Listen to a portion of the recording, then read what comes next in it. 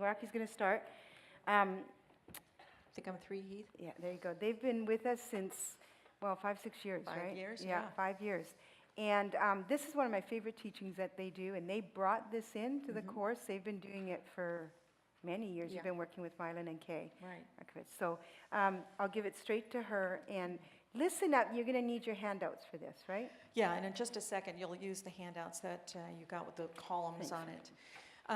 But what Tina's been saying, and you've heard over and over again, and we repeat these same concepts because it takes a while for it to sink in, that we are the sum total of what we heard, saw, and experienced growing up. And I, too, as a believer, through half my life as a Christian, would quote that verse. Old things have passed away, behold, all things have become new. And yet, I kept still struggling with certain sins over and over and over again. So in your relationships with friends or as a husband and wife or boyfriend, girlfriend, how many of you would say you have the same argument over and over and over again? It's like same territory. Here we are again. Raise your hands, just so everybody can kind of see.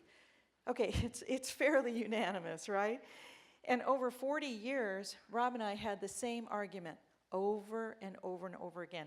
Slightly different subject matter, but it was the same triggers, the same things. But what we didn't realize is we hadn't really dealt with a lot of this stuff. So what we're going to talk about today is naming some of these rocks more specifically, or how we love in a damaged way. We want to love like Christ. We want to love sacrificially. We want to love the way Christ loved, but something was energizing our sin. Something was energizing, and that was those bombs and those rocks that are in our life. But before we start that, I'm going to ask for my daughter and son-in-law to come up, and I want them to kind of help me here a little bit. Come on up. Come on down. Heath, this is 6. And I want you guys to stand back to back. And this is 5. Good. Let's see. We have a different. Let's stand back to back, front to back. You stand looking this way. And Chris, you don't have much of a view, but you stand looking that way. Okay. Now here's what I want you guys to do. I want you, Michelle, to give your perspective of what you see. You decide. This is what you see out of your vision. Whatever comes to mind. What do you see? A lot of faces. Bright lights. Cool windows.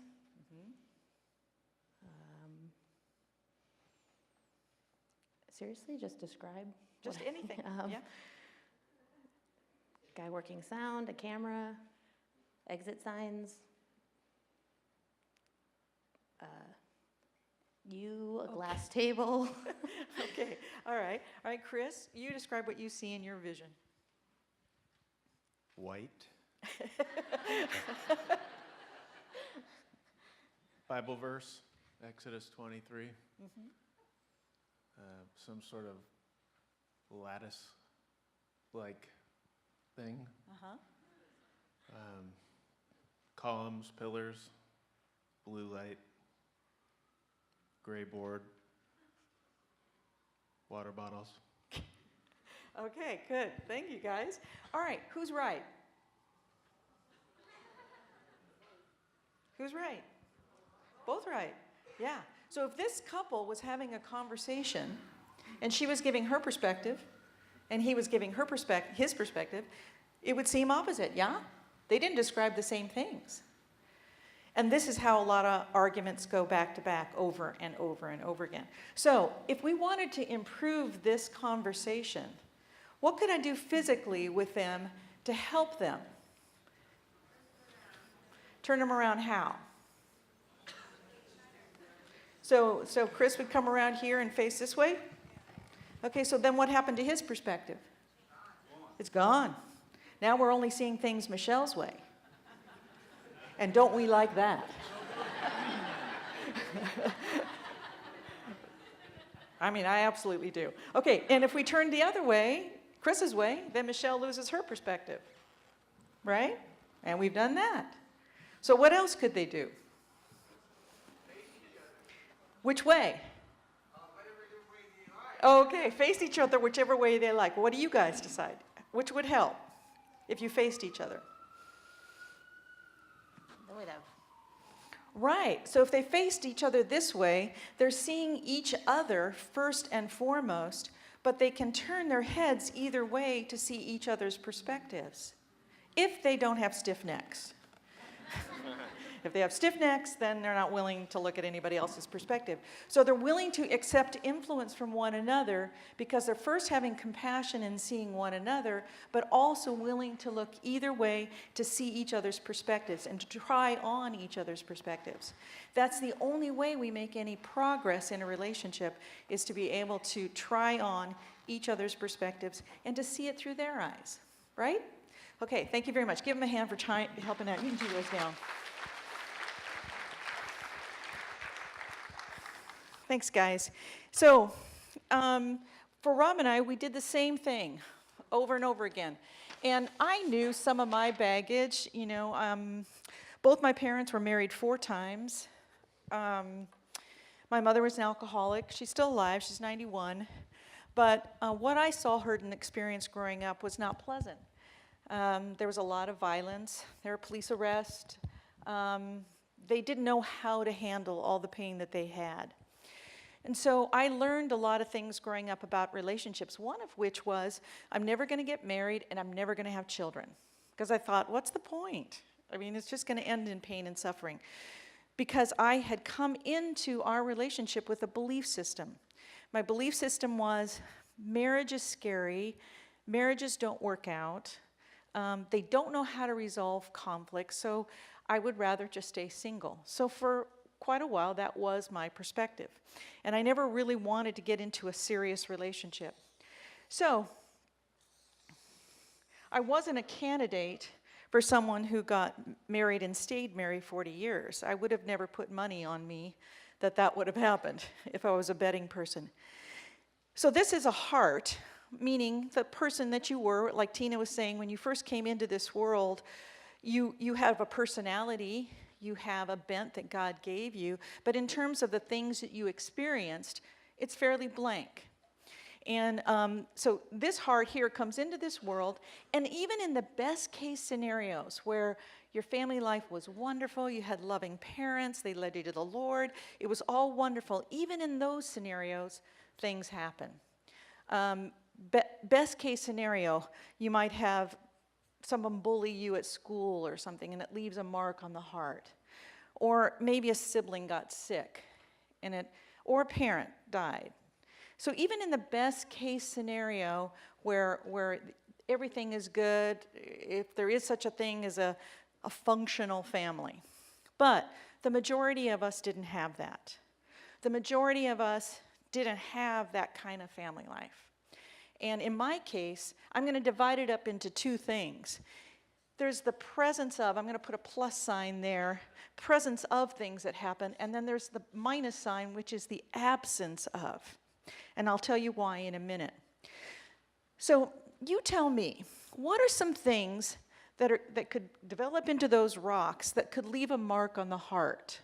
What are some of the things that could potentially cause that rock to form in a heart? And just do a brain dump with me of things that you think that are big things, the presence of, like abuse, or the absence of, which I'll tell you more in a minute, but the absence of is no affection, no communication.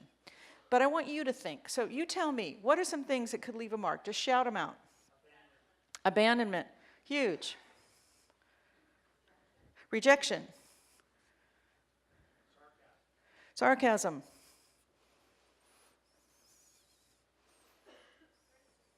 I'm sorry? Criticism. Yeah. Betrayal. Bullying. It's a big one. Addictions or abuse. Okay, now, I'm sorry? Manipulation.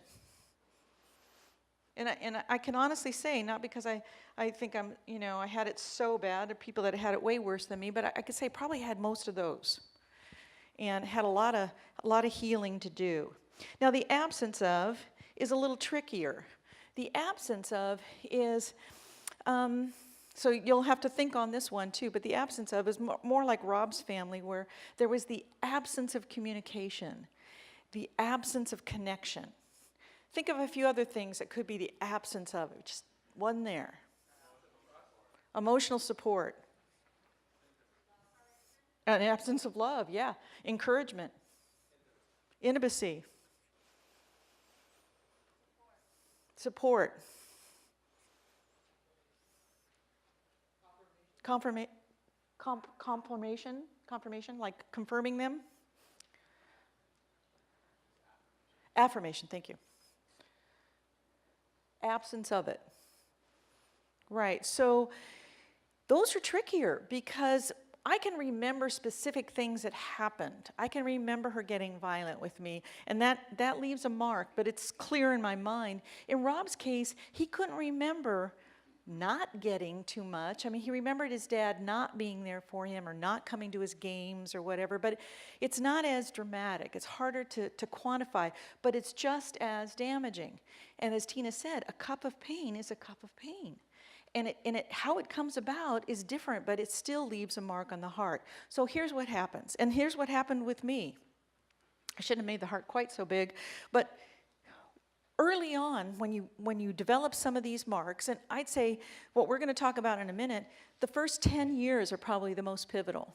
You can still get marks your whole life, but the first 10 years are really when you develop into your belief systems. So you've got some marks on your heart, and it hurts when someone bumps them. So we start making some defense mechanisms. We start either being really nice to protect ourselves, so this won't get hurt. Or we learned, like Tina did early on, that anger is a really nice ally. So we build another wall. Or then we learn to excel in sports so that nobody will see who we really are. Or we get very defensive, or we develop addictions, or we tend to do all kinds of things to wall off this heart until you have Fort Knox. If you guys can see over there. Okay? So what's wrong with this picture? Isolation, absolutely. And has this changed inside here? No, we just put some walls around it. So what happens when this heart marries another heart just like it? They're like two opposite magnets that are repelling each other. And what happens when this heart wants to love? Let's say this heart becomes a Christian and they love the Lord and they want to love.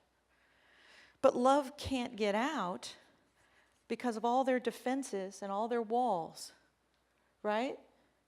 And then also, love can't get in. You can't really get in because if you get in there, you might hit one of those spots and that's going to hurt too much and I won't like it. Does that make sense? And I lived this way for a long time. I lived that way before we got married and even after we got married. So I was looking for some things from Rob specifically that he would do to make sure that he wouldn't hit one of these spots. But he couldn't do that. He couldn't be perfect. The answer is, well, will you tell me, what's the answer? What's the answer to this scenario here? Freedom of yes. Okay, all right, so the answer, one person said, is take down the walls, right? But if I take down the walls and I haven't healed all this stuff in here, that's kind of dangerous, don't you think?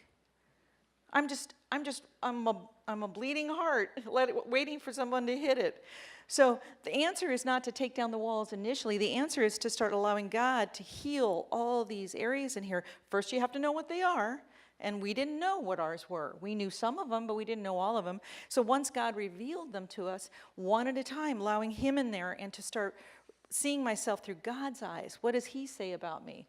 How do I view that circumstance that marked me through His eyes? So I allow God to start healing these and getting rid of those. Then I can start taking these walls down.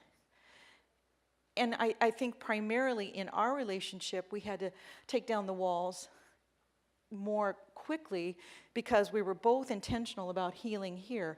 I'm not saying take down the walls with everybody, but with those that you're closest to, that you're in a close relationship with, absolutely, you have to start risking being known and revealing what's there. Tina, I don't think you said this, but we say this often at Lifeline, is secrets keep us sick. Secrets keep us sick. And I kept a lot of secrets because I wanted to look like the good Christian. I wanted to look, I had my act together. And during the worst of our years, about the 25-year mark, no one would have known. We went to church. I taught a Bible study. I put on a happy face. No one would have known that I was living like this. But God knew, and he was gracious enough to let the heat come up on our marriage so that we would have to deal with the stuff that was there. If the heat doesn't come up, then I'll just go on living this isolated, sad, lonely life. And God doesn't want that for us. He wants us to be able to be in connection and to heal these areas. Then we can love freely. Then we can love as Jesus loved. Then we can love without any strings attached. So I'm going to ask Rob to come up, and we're going to share some of what we learned, give you some handles. And again, we're doing a drive-by of this information. We're really not giving you all of it just yet. I'm going to put that there so I don't step on it. There's a book called How We Love by Mylan and Kay. It's on your handout, I think, at the bottom. Did you want to say something? Oh, you want to take a break? Yes.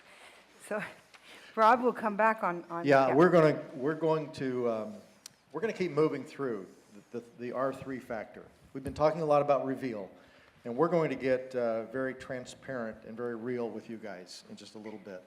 We're going to move into how we begin to rewrite our story. And so we're going to take the masks off. We're going to become very real and just share our story with you in our lives. So hopefully you can see yourself, read between the lines, and begin to connect the dots and help this make sense.